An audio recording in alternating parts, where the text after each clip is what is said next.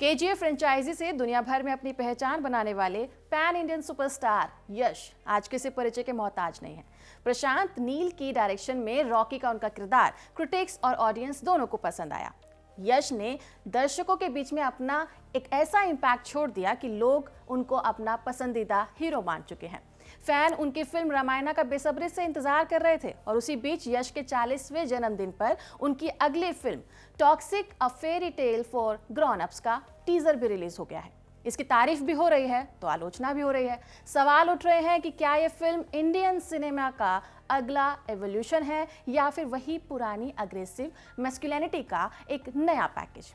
नमस्कार, मैं हूं डिम्पिका और आप देख रहे हैं खबरगांव। बॉलीवुड के ट्रेलर्स और टीजर्स फिल्म के कलेक्टिव मूड का रिफ्लेक्शन होते हैं। जब एनिमल का टीजर आया था तब एक बात क्लियर हो गई थी कि हिंदी सिनेमा एक बार फिर से अल्फा मैन, वायलेंस, ऑब्सेशन और पावर के डार्क जोन में घुसने वाला है। उसके बाद धुरंधर आई और अब आ रही है फिल्म टॉक्सिक। ऐसा मैं क्यों कह रही हूँ इसे मैं जरूर आपके सामने बताऊंगी, लेकिन उससे पहले इसके टीजर के बारे में जान लीजिए। करीब 2 मिनट 52 सेकंड के इस टीजर में यश के किरदार राया में पावर और ऑरा की झलक दिखाई देती है। शुरुआत में फिनरल सीन दिखाया जाता है जहां काले कपड़ों में लोग एक कब्र के आसपास मातम में खड़े हैं। सीन चेंज होकर कार के अंदर शिफ्ट हो जाता है जहां एक इंटीमेट मोमेंट को दिखाया जाता है। इसके बाद देखते ही देखते पूरे सिमेट्री में धमाके होने लगते हैं। इसी बीच यश का कैरेक्टर राया कार से निकलता है। स्ट्रॉन्ग फिजिक और टैटू वाला कैरेक्टर गन उठाता है और ताबड़तोड़ फायरिंग शुरू कर देता है। स्मोक और डस्ट के बीच में वो सिगार भी जलाता है और आइकॉनिक लाइन बोलता है, डैडी इज होम। ये वही स्टाइल है जो पिछले कुछ सालों में लगातार फिल्मों में इस्तेमाल होता दिख रहा है। फर्क सिर्फ इतना है कि इस बार फिल्म के टाइटल में ही टॉक्सिक लिख दिया गया है। इस फिल्म को डायरेक्ट किया है गीतू मोहनदास ने, जो कि बोल्ड और इंटरनेशनल सिनेमा वाली स्टोरी टेलिंग के लिए जानी जाती रही है। इसके अलावा फिल्म को वेंकट के नारायणा और यश ने मिलकर प्रोड्यूस भी किया है। फिल्म में यश के साथ नयनतारा, कियारा आडवाणी, तारा सुतारिया, हुमा कुरैशी, अक्षय ओबरॉय और सुदेव नायर भी नजर आएंगे। फिल्म टॉक्सिक रिलीज होने वाली है 19 मार्च को, लेकिन उससे पहले ही इस पर बहस तेज हो गई है। वो क्यों, तो आइए उसको भी समझ लेते हैं। इस मूवी की सबसे ज्यादा आलोचना इसके डार्क ट्रेंड की हो रही है, जहां अल्फा मैन अपने हाथ में सिगार और सिगरेट के साथ स्टाइलिश अंदाज में दिखाई देता है, जो नई और एंटीक गन से ताबड़तोड़ फायरिंग करता है और खुद के किए हर बुरे काम को सही बताता है। ऊपर से फिल्मों में हीरो को रॉ, अनकंफर्टेबल और पॉलिटिकली इनकरेक्ट फॉर्म में दिखाना अब रिस्क नहीं रहा है, बल्कि एक फॉर्मूला बन चुका है। एनिमल मूवी में रणबीर कपूर के किरदार से शुरू हुआ ये चलन धुरंधर में भी दिखा। ऐसा कैरेक्टर जिसे ऑडियंस ना तो पूरी तरह से एक्सेप्ट कर पाती है और ना ही रिजेक्ट करती है। पर इस फिल्म का तो नाम ही टॉक्सिक है। उम्मीद है कि वो टॉक्सिसिटी को दिखाएगी और उस पर सवाल भी उठाएगी।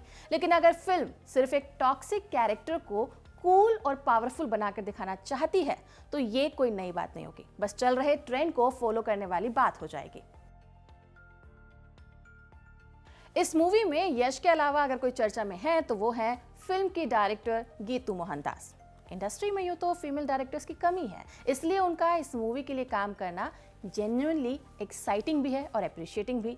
पर एक फीमेल फिल्म मेकर का टॉक्सिसिटी को दिखाना, डिजायर्स और पावर डायनामिक्स को दिखाना एक नया पर्सपेक्टिव सेट कर रहा है। कुछ लोग इसे ब्रेव अटेम्प्ट कह सकते हैं, लेकिन ये रेवोल्यूशनरी आइडिया तो नहीं लगता। एटलीस्ट टीजर को देखकर तो ऐसा ही लगता है कि कहानी में मर्दों की नज़र से हर चीज को दिखाया जा रहा है।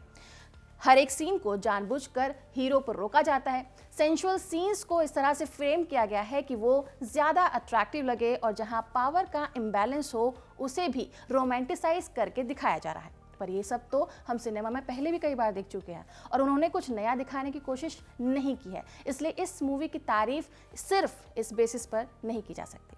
मैं ये नहीं कह रही हूँ कि डायरेक्टर ने कुछ गलत किया है, लेकिन ये भी हो सकता है कि इंडस्ट्री का विजुअल ग्रामर इतना रिजिड हो चुका है कि अब उसे तोड़ना बहुत मुश्किल है। एक और चीज आपने टॉक्सिक के टीजर में नोट की होगी, वो है कि हर सीन को जानबूझकर ज्यादा बोल्ड और इंटीमेट दिखाने की कोशिश की गई है। कुछ जगह ये साफ साफ दिखाई देता है तो कुछ जगह इनडायरेक्टली, ताकि लोगों को अट्रैक्ट किया जा सके। लेकिन कई फिल्मों में ऐसा भी हुआ है कि सेंसुअलिटी बस माहौल बनाती है, जबकि कहानी और किरदार में कोई दम नहीं होता। आज के समय में जब ऑडियंस दुनिया भर का ऐसा दूसरा कंटेंट देख चुकी है, तो सिर्फ इस चक्कर में या इस अट्रैक्शन को दिखाकर क्यूरियोसिटी पैदा करना अब इतना असरकारक नहीं रह गया है। इसके अलावा ये फिल्म रिलीज हो रही है धुरंधर 2 के साथ, और यही बात इसके लिए थोड़ी सी चिंताजनक है। धुरंधर 2 एक सीक्वल है, यानी ऑडियंस उसके कैरेक्टर्स, उसकी दुनिया और उसके टोन से पहले से ही जुड़ी हुई है। लोग जानते हैं कि उसमें क्या दिखने को मिलेगा, इसलिए उनका भरोसा उस फिल्म पर पहले से बना हुआ है। ऐसे में दूसरी तरफ टॉक्सिक है, जो कि एक डार्क और वायलेंट दुनिया को दिखा रही है, लेकिन उसकी कहानी और कैरेक्टर्स अभी भी ऑडियंस के लिए नए हैं। ऐसे में जब दोनों फिल्म्स एक साथ एक तरह की डार्कनेस और इंटेंसिटी को ऑफर कर रही है, तो ऑडियंस नेचुरली उस ऑप्शन को चूज करेगी जिससे वो ज़्यादा फेमिलियर फील करते हो। यही वजह है कि टॉक्सिक के लिए ये सिचुएशन थोड़ी सी रिस्की है। उसे ये साबित करना पड़ेगा कि वो धुरंधर 2 से अलग क्या लेकर आ रही है। अगर टॉक्सिक अपनी यूनिकनेस साफ तरीके से नहीं दिखा पाए, तो ऑडियंस नॉन डार्कनेस यानी कि इस सीक्वल की तरफ झुक सकती है। वहीं टॉक्सिक को ऐसे कम मौके मिलने की उम्मीद जताई जा रही है। इन्हीं सब वजहों के चलते लोगों के बीच में एक और सवाल है कि क्या इस फिल्म से यश का फिल्मी करियर डगमगा सकता है। ऐसा इसलिए क्योंकि बाहुबली के बाद जब साहो आई थी, तब लोगों को लगा था कि प्रभास अब जो भी फिल्म करेंगे वो हिट ही होगी। लेकिन साहो ज़्यादा स्टाइल और स्वैग में चलेगी, स्टोरी और इमोशंस को कनेक्ट नहीं कर पाई और धीरे धीरे ऑडियंस ने फिल्म से दूरी बना ली। इसी के बाद प्रभास का करियर भी थोड़ा सा हिल गया था। अब यश के केस में भी यही लोग सोच रहे हैं कि कहीं केजीएफ के बाद टॉक्सिक फिल्म उन्हें वैसा झटका ना दे दे। खैर, सिर्फ 2 मिनट की टीजर के बेसिस पर पूरी फिल्म और यश को जज करना सही नहीं होगा। क्या पता, हो सकता है कि टीजर के कई शॉट बाद में फिल्म का हिस्सा भी ना हो, लेकिन फिर भी ये देखना दिलचस्प होगा कि इस फिल्म ने अपना कितना होमवर्क किया है और कहानी में क्या नया है। फिलहाल के लिए इतना ही। आप बने रहिए खबर गांव के साथ।